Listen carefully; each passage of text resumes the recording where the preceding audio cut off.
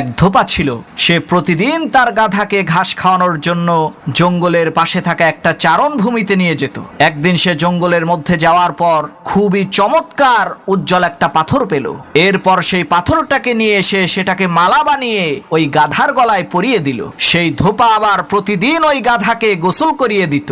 ওই সুন্দর পাথরটা দিয়ে গাধার পুরো শরীর ঘষে পরিষ্কার করত। একদিন একজন স্বর্ণকার জহুরি পাশ দিয়ে যাওয়ার সময় ধোপার এই কাণ্ড দেখে অবাক হয়ে বলল, সর্বনাশ, কোটি কোটি টাকা দামের মহামূল্যবান হীরা দিয়ে এই ধোপা গাধার শরীর পরিষ্কার করছে।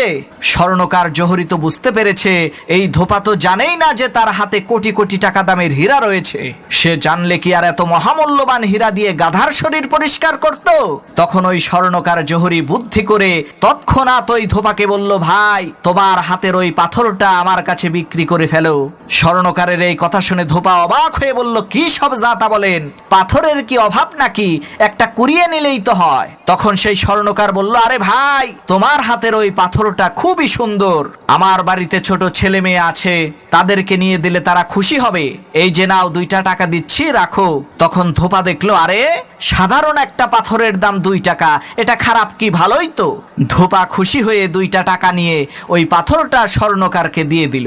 যখনই ওই পাথরটা স্বর্ণকার হাতে নিয়েছে তখন সাথে সাথে ওই পাথরটা টুকরো টুকরো হয়ে একেবারে পাউডার হয়ে গেল। তখন ওই স্বর্ণকার পাথরকে জিজ্ঞেস করলো, কিরে, তুই তো গাধার গলায় ছিলি, তখন তো তুই টুকরো টুকরো হইলি না, তোকে দিয়ে এই ধোপা গাধার শরীর পরিষ্কার করলো, তাও তুই টুকরো টুকরো হইলি না, আর আমার হাতে আসার সাথে সাথে তুই টুকরো টুকরো হয়ে গেলি।